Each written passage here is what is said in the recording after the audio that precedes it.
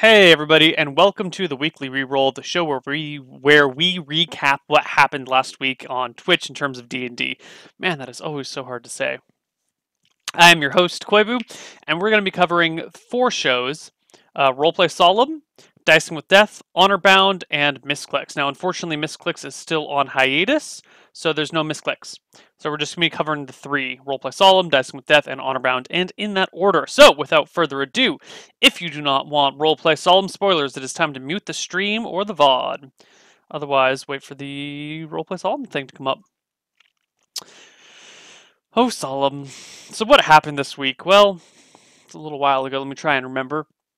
We had an interesting encounter. The party started in the dungeon, more or less, like a floor above the dungeon, of the castle on the other side of the river, connected by the Golden Bridge from their keep. And so the party splits up and starts looking around. Two people go to the top. They see a man in brown robes who there's some question over whether or not he's the same man in brown robes that they saw earlier, but they can't really tell because it's, a guy 100 yards out in brown robes. How do you tell if he's the same guy in brown robes? Could be, could not be. Anyway, he was talking to the orc captain on the parade grounds, and the two players that went off to search that, Marius and Jasper, JP and Ryan. After trying to figure out who this brown robe guy was, not really getting anywhere on it, decided to just head back down. In the meantime, Wojtek and Leia, Jeff and Jen, went downward. They searched out the dungeon floor there, found a lot of people in prison, all kind of moaning and complaining, and then went down a little bit further until they found this what was it? A wooden ladder that went down to this big open room that had this long corridor that went down to where there was an orb sitting on a pedestal, and behind the orb was kind of like a pit, but no one got close enough to see how deep the pit was. Eventually, the parties can join, join, and they head down there. Marius takes a couple of shots with his bow and tries to hit the orb. The first one kind of like dinks on the orb and falls to the side. The second one hits it and cracks it, or knocks it off and cracks it. Somehow it breaks the orb, and then the earth starts to shake. And the party's like, what the fuck is that? And all of a sudden there's this large this large black and red claw with like fire coming out of the cracks in the skin on the ledge. And this demon pulls itself up. He stands about 8 feet tall, maybe 9 feet tall, with a whip of flame, large black wings that are missing the areas in between the bones, and just have fire growing off of it. He's got this combination of like red and black skin that's broken and cracked all over the place, like the earth on a desert, not a sandy desert, but an earthen desert that's been cracked from the dryness, and fire or heat kind of expelling from those cracks in between. And the party runs. This guy starts attacking the party, and the party starts running, and it's this big, long shebang. I won't recap the battle because it's pretty epic, and you should just go watch it for yourself. But the party flees, and he chases them, and the party distracts him, and there's this big, long thing, and eventually the party gets back across the bridge to where they come from. And the wizards over there put up a force field that prevents the creature from actually crossing the bridge. Like, he crosses to the bridge and tries to get into the castle, but he can't because of the force field, and he walks off somewhere else, and no one sees him again. He just walks away. So there's this large Balrog-like demon that's escaped from something, and with it came a bunch more of those winged creatures that breathe fire and grab people and try and pick them up and fly away with them. So yeah, that happened. And Wojtek, Jeff's character, pissed off a wizard who levitated him and then just left him sitting in the air by himself for like 6 hours or 2 hours or something like that. Just left him floating because he pissed off the wizard, which I was very proud of. I liked that moment a lot. And there was some more drama between the Crimson Hound, or at least who the party thinks the Crimson Hound is. That's still kind of up in the air, because he hasn't done anything wrong, but he's definitely a raging asshole. And it looks like he might be he was really anti-Leia. Oh yeah, Leia died. I forgot that bit. Leia died trying to escape. She got torn up by one of those flying thingies and dropped, and that didn't go well for her. Yeah, so we ended a little bit early because Leia died, and we didn't want Jen just sitting there for hours doing nothing. and the rest of the party is now kind of resting and relaxing in the keep, kind of waiting to go about and do something next. The child has been taken back to a safer area, what with all the wars going on and whatnot, or what with the Balrogs storming the castle and the king taking his troops off to the north and whatnot. But it's interesting. So that's where we leave off. This next week when we play, which is going to be on Sunday, is going to be pretty interesting because now the what do you call it? The stalemate at the front of the war is broken. The castle that the Verossi troops are defending is now mostly destroyed. The walls are heavily damaged. Their gates are broken, completely broken. Well, not completely broken, but mostly broken. Their anti-magic force field is gone, and now the Longborn troops can come across the river on the bridge if they want. Well, we'll see. We'll see how it goes, but Sunday should be interesting, so stick around for that. And that is it for Roleplay Solemn. Next up is Dicing with Death, and if you do not want Dicing with Death spoilers, it is time to mute the stream or the VOD.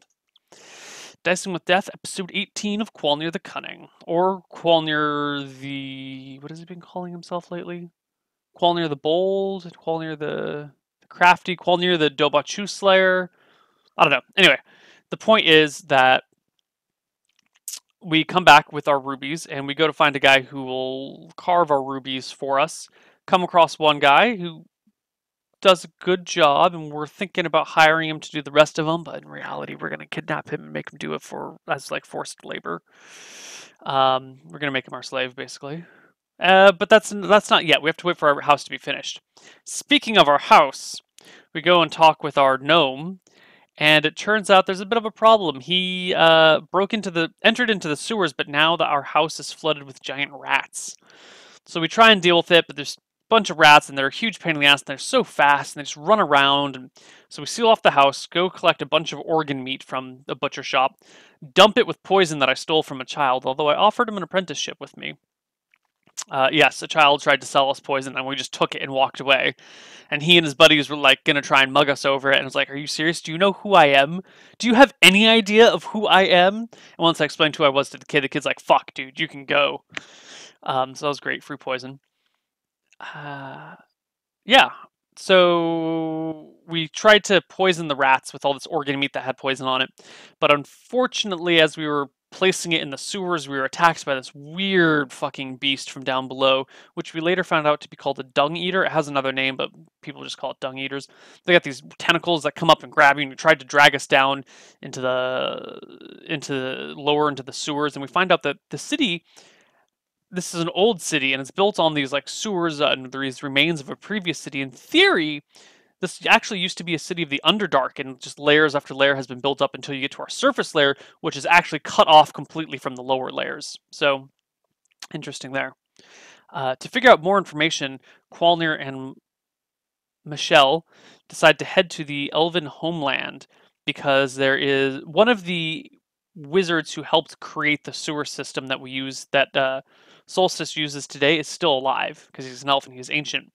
So we head to the Elven homeland to figure this stuff out. We get there, we talk to the guys, we get as much information as we need, and we're pretty much ready to go back, but it turns out that Qualnir's sister has gone missing because, you know, I've got a family. We just don't talk about them, but they exist. And I go back and I visit with my family and blah, blah, blah. It's kind of problematic. But my sister's gone missing, and I suspect foul play. And after listening to things and talking to people and figuring out like what's going on, it takes a while. We actually have to charm one of the wizards. Michelle charms one of the wizards in order to help us out with things. We're going to have to take a long trip to go find my sister, wherever she is, and bring her back. Problem is that she seemingly went after me. She went down to the Southern Isles, which is where we started the campaign. So we're going to have to return to there, crack some heads, get my sister, bring her back, set her free from whatever horrors that she's living under. And that's where we are with Dicing with Death. We're about to undertake a long journey. We left Michelle in the Elven Kingdom, or homelands, to see what she could learn from this wizard she's charmed, while Qualnir goes back to settle some debts and gather the appropriate supplies. And then we're going to take off from the Elven homeland and go down to the Southern Islands. That's where we are with Dicing with Death. And now is the time to mute the VOD or the stream if you do not want honor-bound spoilers. All right? Honorbound, Redemption of the New Guard, episode 12. So last episode was the whole the tournament and the woman in the tower that was the prophet and all this crazy stuff. But this week was the actual hunt. We set forth with our party that had 3 NPCs in it, and we went to go look for this creature that has the horn of blasting, or not the horn of blasting, the horn of something or other inside of it that will get us to the Dagger Keep or wherever we're going. And we push out through the mountains and through the hills, and it gets cold and it starts to get a little snowy. And we come across a winter wolf, and it almost kills my character. It almost kills Theron, but Theron like scrambles up a cliff to escape it. And as the rest of the party comes forward to drive it off, the creature retreats. We make it to this cave eventually, where we try and keep warm for the night. But during the night, there's an avalanche that collapses the front of the cave, and we start poking around, looking in the cave for something somewhere. Right? What's going on here? And we eventually come across these. We never got a name for them, but these. I think they're called. Oh fuck! I know their name. I just can't remember it off the top of my head. Anyway, they drop from the ceiling, expel some magical darkness around us, and try and eat our faces off. Basically, the battle ensues. We manage to defeat them, but we take some damage. And all of a sudden, one of the stalactites that one of the stalagmites that we were fighting, or not fighting, saw from the distance, turns around and comes to life. And it is actually a roper. And there's an epic battle between us and the roper, and we managed to put it down, but only just barely. Then we rest up, find the dwarf camp through this tunnel that all these rust monsters also come out of this tunnel and attack us. And so we go and follow the tunnel, and it goes to the dwarven campsite where there's all these dwarven skeletons about, and there's no metal left because the rust eaters ate them all. And so we decide to sleep the night in the cave, go back to the dwarven campsite the next day, and use a couple of the humans, the barbarian human, as like a bait to try and drag this creature nearby. There's some discussion about it being a land shark. And eventually it shows up, and of course it's a boule, which we all kind of knew, but we're pretending not to know. And there's a battle. One of the NPCs dies. The rest of us managed to finish off the boule, but just barely. It was close. Ryan almost died. He rolled a natural 1 on his saving throws, and so he was 1 saving throw away from death for a little while. Justin got knocked down too, but came back up, I think. It was a close battle, rough battle. It was a heavy combat session. But in the end, we managed to slay the, not the Dobachu, the boule. And next episode, we'll probably cut it open and get the horn out. But that's where we ended on Honorbound. And that is it for the weekly reroll, guys.